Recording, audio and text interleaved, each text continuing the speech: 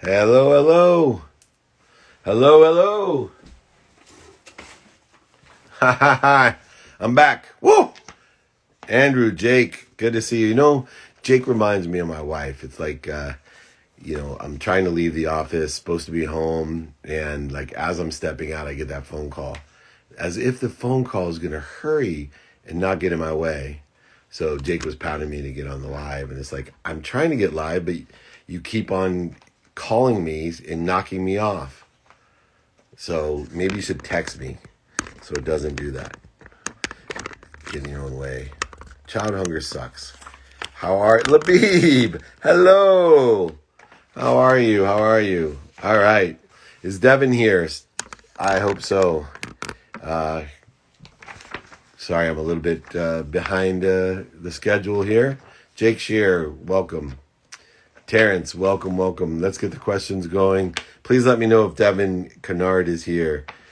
My favorite Cardinal. And there we go. I'm late, so make sure he knows. How to feel less shame about your shortcomings. Well, you shouldn't, man. Remember, any weakness you have, move to a different place as a strength, right? When I or other people perceive a weakness, a shortcoming, I know that I just got to find a place for it to become a strength. That's the way the universe works. That's the way an abundant universe works. So you got to be able to feel that and take accountability for it and take control of it and find a better place for it. Do not live in blame, shame, or justification for any of the weaknesses or shortcomings. They're just in the wrong place. They're parked in the wrong parking space. You got to find the right parking space that fits it perfectly, and then it'll become a strength. There we go. Let's keep it coming. How do you get to be a guest on Dana Pat podcast? She's very nice at everyone that she says she is. Yes, she's very nice. I guess ask. That's the best way. All right. We love you, Dave. Thank you. That's so kind. Let's go here. Is fulfillment, satisfaction a dangerous place? No. Fulfillment and satisfaction is a great place.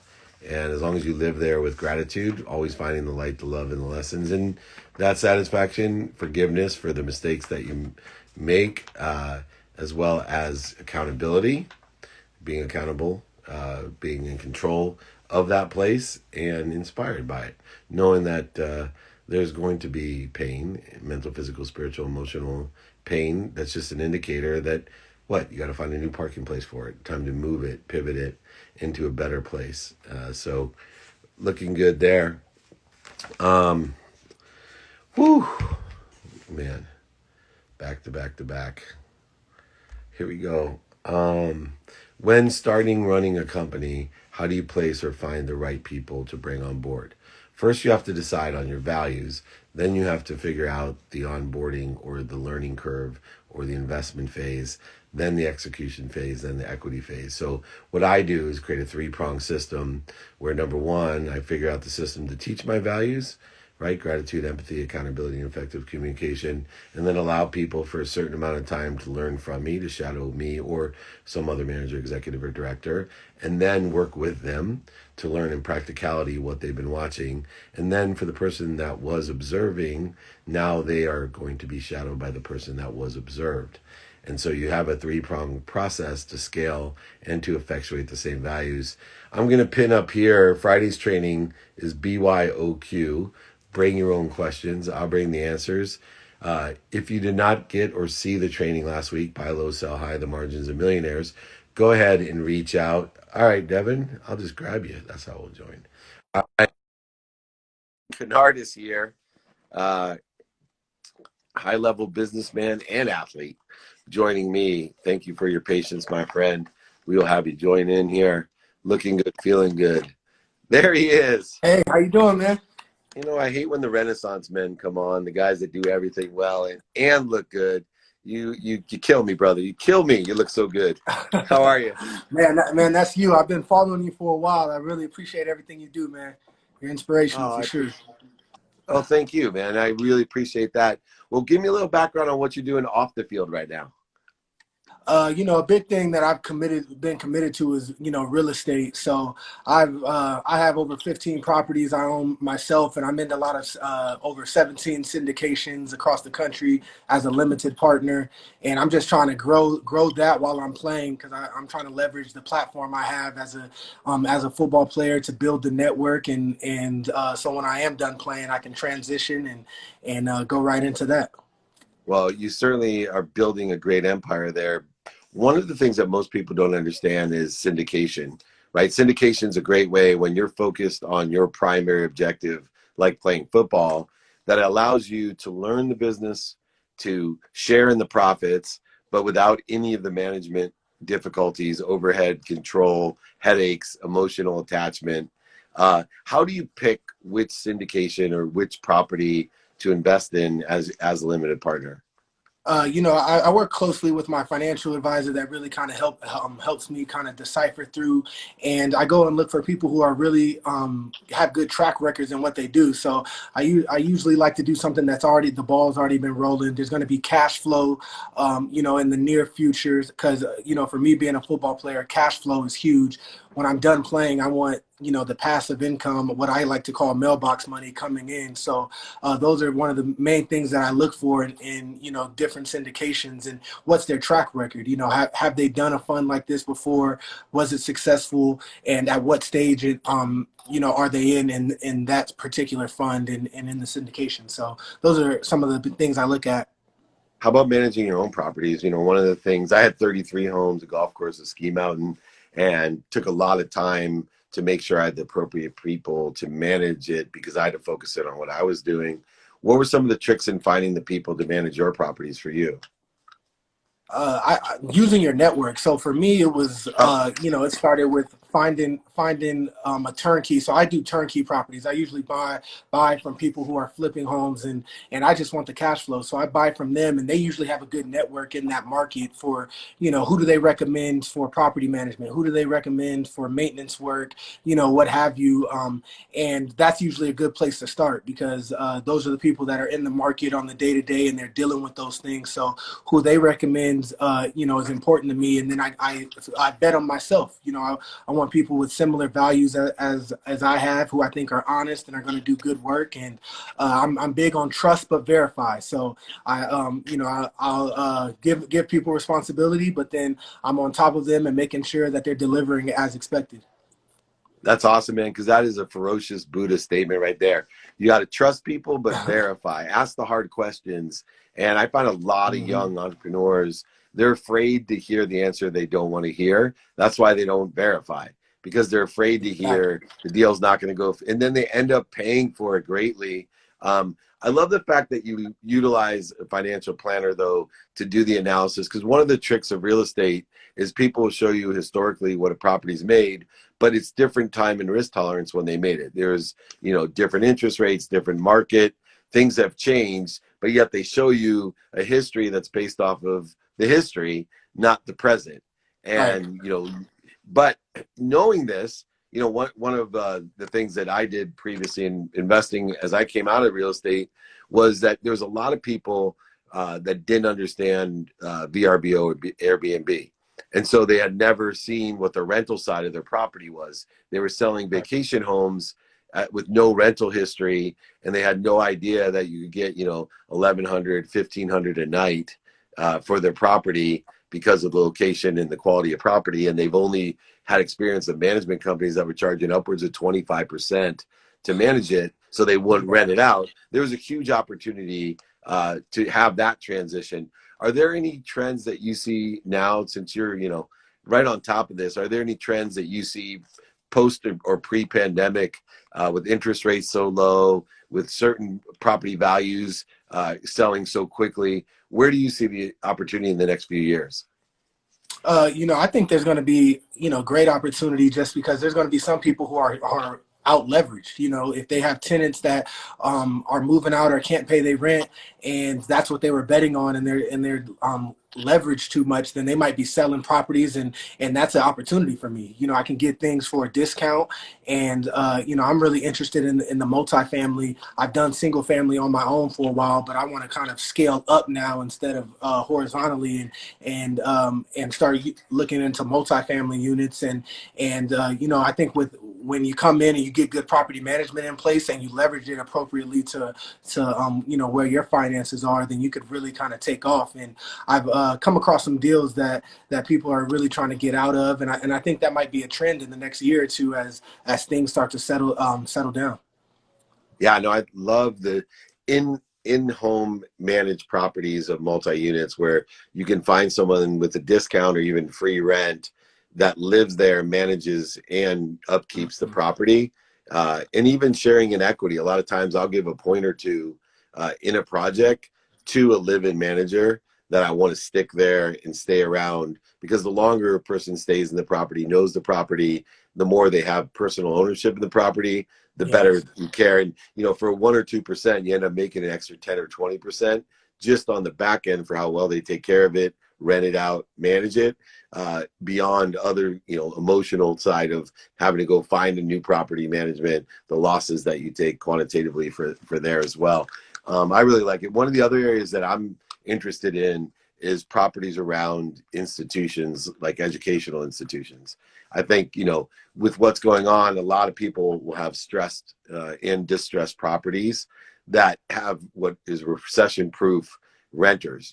There's so many schools that have, with the interest rates so low, really affordable housing opportunities where you have a consistent renter that has what I call recession proof renting, because the parents are paying for school, the kids are either on scholarship, financial aid, but that rent is paid, and you can provide such a better place to live compared to what the school's providing in a dormitory. And I think there's huge opportunities in the next 10 years on different cities. If you look at like Idaho or different cities around the country where they have a nice steady flow, big university, low prices on home, high rents, and one of the tips too is reverse engineering. It sounds like to me that you've somewhere developed this idea of reverse engineering or connecting the dots backwards on your properties.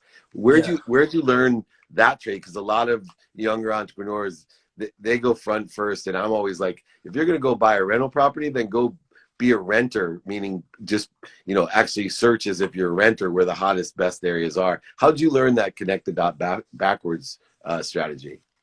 I really got to attest it to good mentors like yourself that's been in my life, who kind of showed me what they did and how they made decisions. And I'm a big on, I like learning from other people's mistakes and taking other people's advice. And I've tried to leverage that and come at it from my own perspective and in my own lane. All right, last question real quick, because everybody likes to compare on the field and off the field.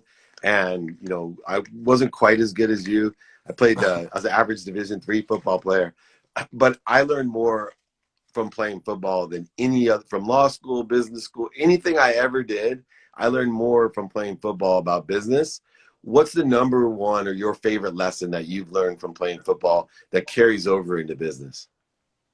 You can't take things personally, especially once you get to this level.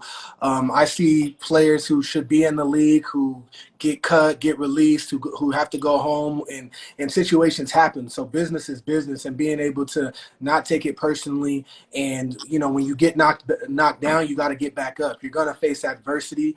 I faced a ton of adversity in my career, and I think it's gonna prepare me for my life after football, because I've been knocked down before, and I've had to get up and dust myself off and keep going. So I think those kind of traits are within me now, and it's just from playing this game for so long. Yeah, it's a great game, and you're a great player. Underrated a little bit, I think, but that just makes it all the better. You're going to have a great season. Stay Exactly. healthy, my friend. Let's do this again. I really appreciate your insight, and if you need any help, let me know. I got some sideline dollars I'd love to invest with you, so let me know. Awesome. Let's do it, man. Appreciate you. All right, Devin. Thank you so much. Great Devin Canard, great linebacker, better entrepreneur. You're gonna have to exit out because somehow my Instagram doesn't let me exit anybody anymore. I don't know why or how that happens. Uh, Instagram, help me. How cool is that kid? Is he amazing? Talk about having everything. That guy is a winner. I'm investing in him. I look for the best horses to invest in, and that guy is amazing. Just so grateful. Man, we loaded up on questions here. Here we go. Let's keep on teaching. Wow. Thank you, everybody, for joining us. We're killing it today. Investments, what are good companies? I guess to invest in. Remember, it's all about time and risk tolerance. You got to know your timing and risk tolerance and then work from there. Whether it's real estate, stocks, bonds, annuities, IULs, whatever it is, time and risk tolerance. Two things. It's like in the pitch competition when people don't ask for what they want. People literally in investments, I ask them, what's your timing and risk tolerance? That's not an answer. Not an effective answer. Don't give me an let's figure out what your timing and risk tolerance. Go ahead, put the work in, connect the dots backwards, figure it all out. Hey, Mike, thank you so much. Let's keep this going. Whew. What do you believe are 3 indicators for consistent people? 1 is lowering the bar. 2 is time habits. And 3 is the luck formula. Attention plus intention equals coincidence. Those are the 3 things that provide consistency for you. Best way to switch from employee to business owner. Same way to switch from being a follower to a leader. Intelligent employees become business owner. Intelligent followers become leaders. Be an intelligent employee. Be the first one in, the last one to leave. Be more interested than interesting. Ask for help. Act as if you own the company. Treat the dollars as if you own the dollars. Best way to switch from employee to business owner is the same way to switch from follower to leader. Be an intelligent employee. Be an intelligent follower, and you will become a great business owner and a great leader. I promise you. How do you be consistent? Thank you, Mike. Number 1, find the light, the love, and the lessons in what you do. Enjoy the consistent, everyday, persistent, without quit pursuit of your potential. That's how you do it, by finding the light, the love, and the lessons. Know with a gracious productivity, how productive, accessibility, how accessible, how you're accessing what you want. You'll be able to be consistent because it's an enjoyment. It's easy to be consistent about something you love. So you got to learn to love it. I'm going to repeat that. It's easy to be consistent about the things you love, so you got to learn to love it. You don't just love anything, you learn to love it. You find the light, the love, and the lessons in everything. That's the key to enjoy the consistent, persistent pursuit of your potential. If you started with $0, which is what I did, what would you do? I'd ask for help. So I'd go ahead and shadow someone, learn from them. I'd also make the investment in myself. I'd lower any amount of dollars that I need so I could save as much as I could so that I could make an initial investment. If I immediately needed, I'd go and work for an MLM, financial planner, something that sweat equity grind gets it done. And I would get it done, but I would definitely ask for help. What's the best way to find distressed property? Knock on doors. That's the best way. Believe it or not. Do you know anybody that can help me? I'm looking for distressed properties. Knock on doors. Wear a mask, though. How to be more confident about what you do and how to get more people curious. If you want to be confident, it takes clarity on what you want, balancing a weighted balance of your values, personal experiential giving and receiving, and focus. Attention plus intention equals what? Coincidence. That's focus. Pay attention to and give intention to what you want. And that will allow you to be confident in what you do, and that will increase your statistical success in what you have. What's your favorite video games to play when you don't do nothing or have a day off? So I don't ever have a day off. I have time off every day. I vacation every day. I have activity I get paid for every day, activity I don't get paid for every day. And I will play any video game, Fortnite, Madden, NBA 2K, with my son, Fall Guys with my son. So anytime I can spend time with him. I used to be able to beat him in Madden. I've lost that championship belt. I don't play GTA though. I don't think it's he's 10. You can understand. All right. You can't hear me? What the heck? Can everybody else hear me? I think so. All right, let's keep it going. I'm 15 and I've raised up $2,000. Any advice? Thank you. Keep raising. At 15, keep raising. And when you're ready, buy low and sell high. Look at something that find a mentor, whether it's trading cards, baseball cards, basketball cards, any of those work really well.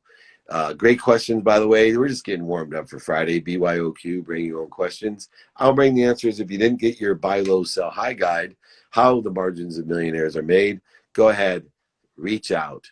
You can get it for free, david@dmeltzer.com, or join my coaching group, 949 coaching group, sorry, my community, 949-298-2905. My friend Serena is here, and I am going to get her on with me. Hello, Serena. Thank you so much. Here she is. Hi. Hi. How's it going? Thank you so much for the gifts. I really appreciate it.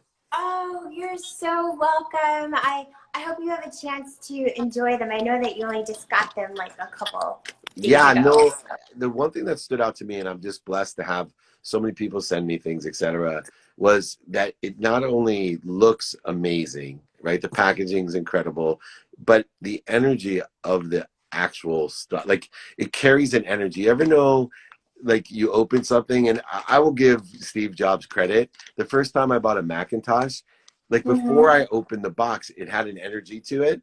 And I don't usually get to experience that a lot. But I felt the same way before I opened the box. Just looking at the like it carried this terrific energy, which you can't buy, you can't train.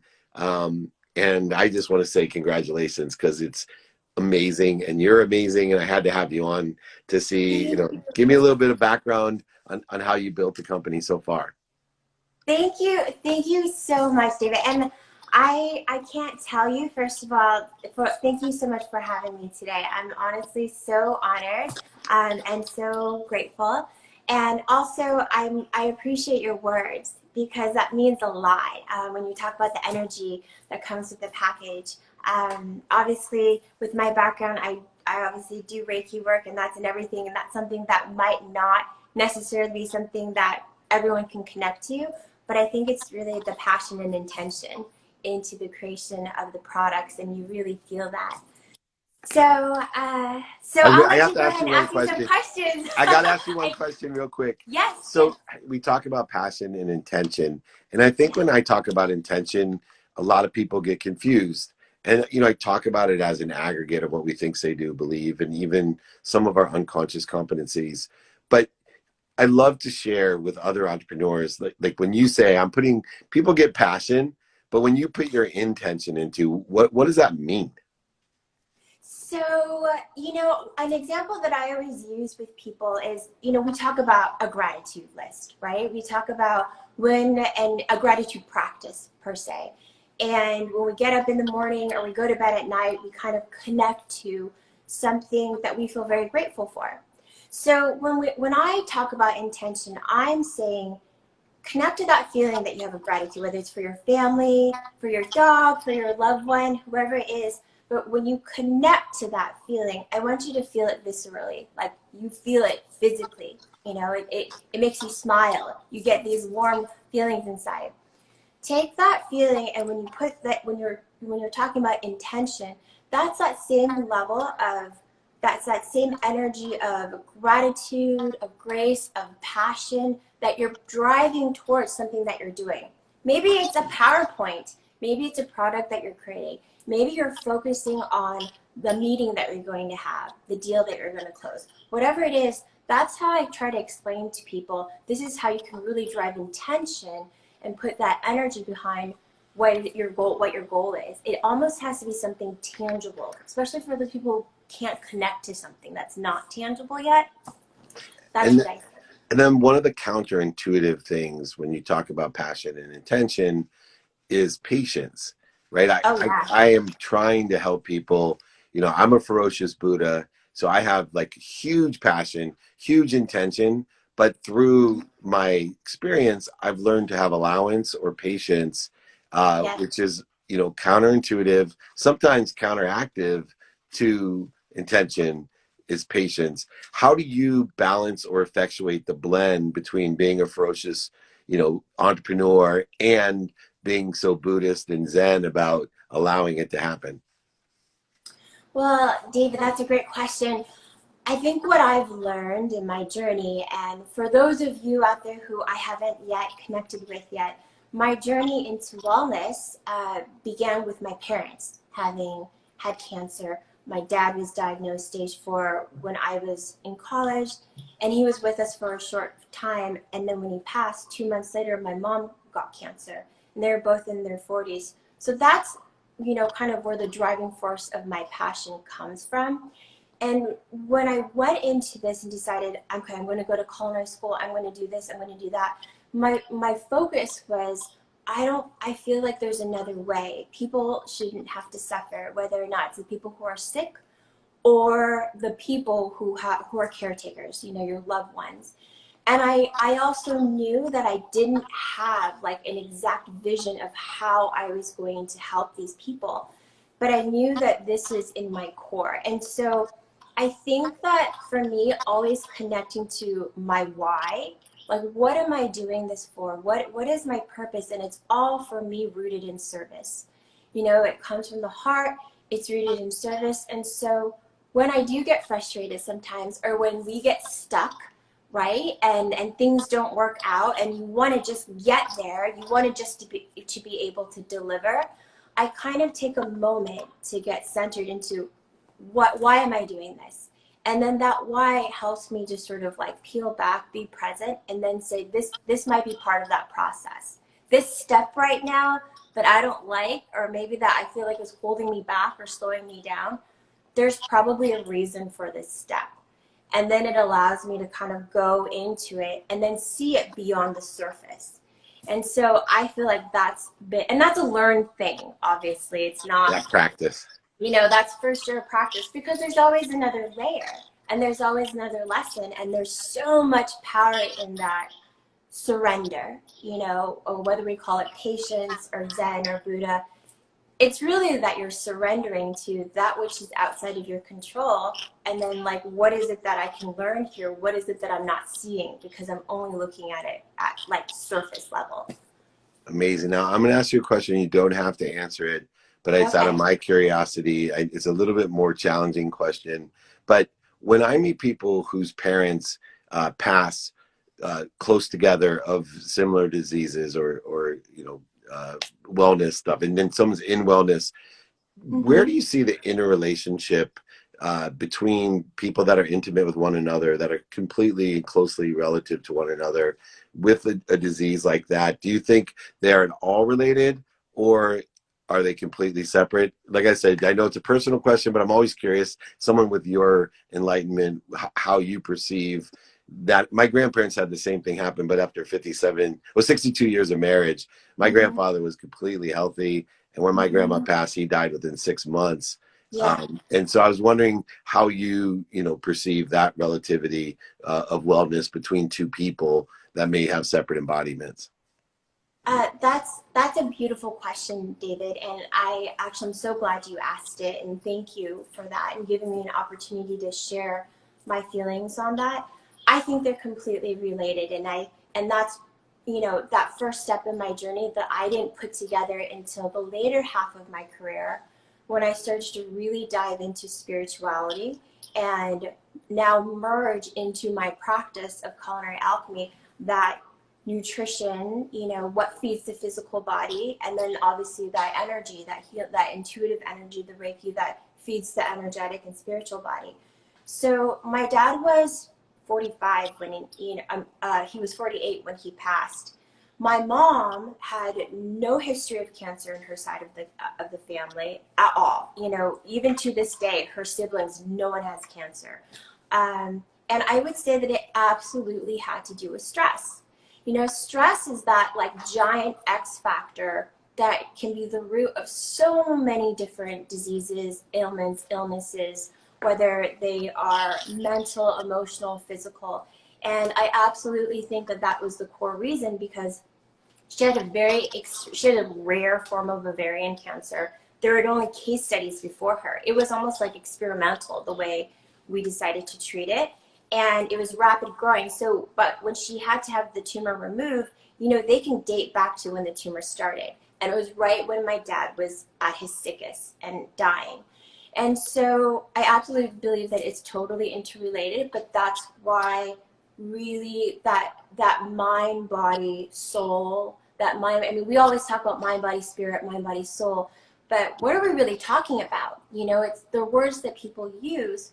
And you can be in the best shape of your life and you can eat all the right foods, but are you also nurturing your energetic body, you know, your spiritual body? Because in order to really have that health and that balance, it has to be a balance with all of them.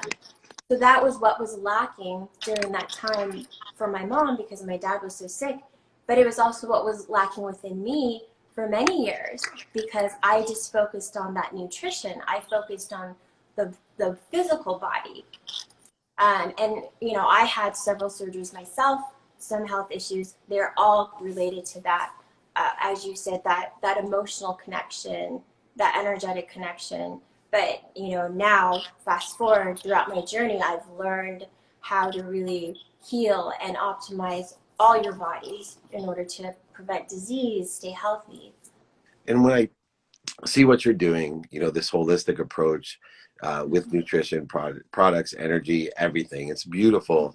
You know, it really tends for me to help people understand healing. So, you know, where I've learned now in a long journey is that healing itself is that we are healed. And you talked about stress, which I believe, you know, you can create stress by overworking the body, malnutritioning the body, feeding the body the wrong things, thinking the wrong thoughts, listening to the wrong people. And all of these things, if you think about like source, the light, the love, and the lessons that exist in this abundant universe, and we now strangle, right, this source. So if there's this pool of beautiful water that, you know, allows us to be healed, that we are, this healing, what we're actually doing is we're closing that off. And whether it's stress, you know, or just nutrition. So I'm always looking to see what's creating the shortages, the voids, the obstacles, the interference, the corrosion between me and what I already have and what already exists. And when I see what you're doing, nutrition-wise, energy-wise, product-wise, to me, I see like Mr. Clean, where you're cleaning the connection, right? All the things that you're doing in a holistic approach. Am I way off base, or can you adjust what I'm saying to align with really your intention? But that's the way I see it. Well, no, actually, you're on point because it is about cleaning, but it's also, as you say, just remembering like what we really are, what we really have, like what is when we're not cluttered with everything that's around us environmentally. And when I say environmentally, it's our physical, you know, environment, but it's also our mental environment, you know, all the clutter, the media, for example. I mean, there's so much clutter in what we really are, and what we really are, we are pure sources of energy, you know, and so in every way, we're perfect, you know, and that it's just about remembering and seeing that, because I truly believe that the body can heal itself, you know, our minds, our emotional bodies, we can heal ourselves. So as long as we're tapped into ourselves, you know, and of course you have tools and guides for that. So everything that I'm doing, that I'm creating, is in a lot of ways to help clear that clutter, because that's what pranic healing and Reiki is just clearing that clutter, and then just kind of bringing back in what you really are. So whether it's energy work and you're bringing in source energy, or if it's the coaching and the mindfulness, and it's just, or these tangible tools that we have that just remind you of like where you really are in your sovereign energy and what you're capable of. So you know, you're very much on point. I love the words. I love the words that you use, because people don't think about the simple words that we use, like remind or remember, right? The word remember itself indicates that we're all one thing, and that we're coming together. We're remembering all these things. And remind, to me, is to re-engineer our mindset, to remind, you know, and forgiveness to me is so crucial in the remembrance and the reminding of who we are and what we have and where we come from and what we're connected to. What is the significance to you of forgiveness within the process of all the different things that you're working on? It seems forgiveness is intertwined to allowing you to utilize the things that you're creating. Yes, well, you know, when I think of forgiveness, I really think of compassion. You know, I'm thinking of compassion and kindness that you have not just for others, if you feel that you need to forgive someone else, but it's that you have for yourself.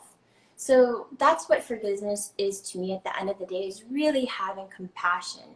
And you know, when you have that level of compassion, you're able to kind of expand what it is that's right in front of your face.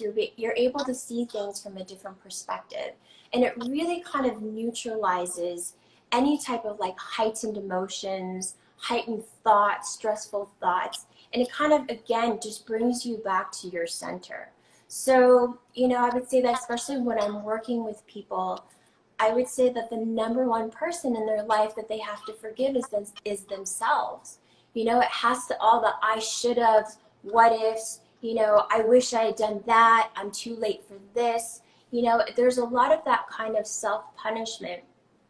And so forgiveness, I would say, is absolutely a key component in the journey. And that's really just about having some kindness and compassion for yourself and for others, because when you remind yourself that we're all connected, we're all coming from the same place, we're all going to the same place, we're all made up of the same things, it again kind of gives you that perspective. And I feel that it actually gives you an internal strength.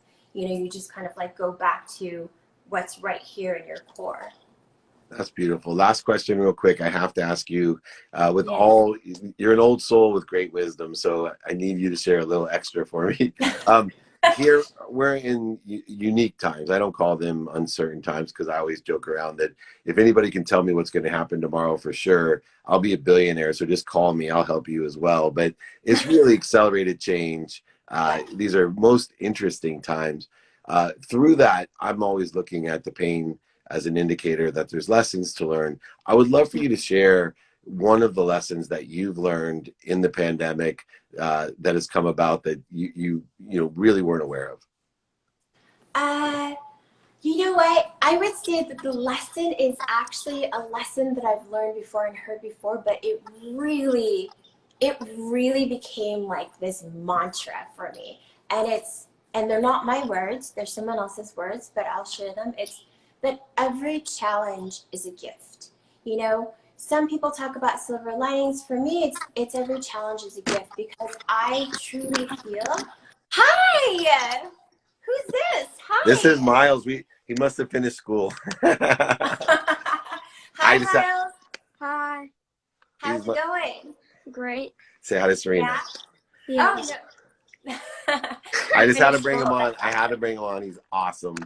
Oh my God, I'm so Viewers. excited. Miles, you have like the best name, by the way. I love that name, Miles. What do you say? Thank you. You're so welcome. And I love your hair How do you too. have so much viewers? Yeah, look at that. It's because she's very popular. Oh, is that like the most viewers you ever had? No. All righty. I love you, buddy. Thank you for letting me do that. I Oh can't- yes, no, he's that's the adorable. lesson that I've learned during the pandemic, that I can't take myself so seriously, that you know those are the most important moments for me. So thank you for allowing me to share them. Oh yeah, no, I love it. No, I love it. And that's actually it's a great thing, because I would say for myself as well, you know, things don't have to be perfect. But in this time and space, I feel that, you know, where there's pain, there's growth. You know, and so it just depends like your perspective on it. You know, I can use this and every opportunity where there's pain, and I've definitely gone through a lot of pain myself, whether it's physical from all the surgeries I've had, or, you know, we all do challenges in business and relationships. But every time that happens, I realize I grow. And I think that, again, it's that reminder. Think back at how much you've grown since there was this challenge or this painful situation, and then just say, well, I can do that again now. You know, I could do that again here. And it might be something completely unprecedented. There's no playbook, but it gives me an opportunity to write my own. And so that's sort of like what I've learned in this and what I share with people. I love that. I always say pain's an indicator that we have a better direction to go in. It's not a stop Yes. sign. Not a stop sign for sure. Well, you might be the most lovely person I've had on here. I appreciate you so much. Everyone can reach you at Chef Serena Poon. Where else can they reach you? Yes, so at Chef Serena Poon is where they can find me on Instagram. If you want to go to my website, it's serenaloves.com, and then you'll be able to see everything, all the things I love, all the things we share and we're creating. But, you know, send me messages. You can go to my Instagram profile. You can get my number. You can text me. I love to connect. I love to share. And I'm just so grateful to you, David. I just appreciate your time and your energy and all the wisdom that you share. Vice versa. Please come back and visit me. Thank you so, so much. Yes, me too. All right, bye. Awesome. Thank Bye. you. Exit out for me. I don't know why they don't let me exit out anymore on my Instagram, but Justin will have to teach Okay, me. let me see how I do that. Let's see. You don't have an X either. I don't know. I Anyway. do. Oh, I have a leave. Okay, I'm All gonna right. leave. Bye, guys. Bye-bye. Thank you. Thank you. They took the leave away from me and gave it to Serena. All right, let's answer one quick question at Chef Serena Poon. Check it out. She is amazing. You know the real deal because the truth vibrates. Just so appreciative of it. Anyway, one quick question. Here we go. Let me get someone loaded up the same question. Here we go. How do you display credibility when starting from zero? With the skills, knowledge, and desire that you have, being yourself, the authentic, true self, illuminating your weaknesses, illustrating your strengths, best way to prove credibility. Do not oversell, cheat, lie, manipulate. That will kill your credibility. Credibility is the most important thing because if you're 100% credible, you can do whatever you want because people will do whatever you want. Please work on that credibility. Remember, Friday trading, BYOQ. We'll get to everybody. I can't spend all the day, but I would love to because Devin and Serena were amazing. Look them up. They're incredible. Email me, david@dmeltzer.com, if you didn't get the exercises guides from Buy Low, Sell High, Margins of Millionaires, my book, pitch competition, anything else I have, david@dmeltzer. And I have a text community, and Serena's part of that, 949-298-2905. Love you, Serena. Love you, Devin. Love you all. Remember, Colleen, I love you. Remember, everyone, be kind to your future self and do good deeds. Thank you, Miles, for being my star guest.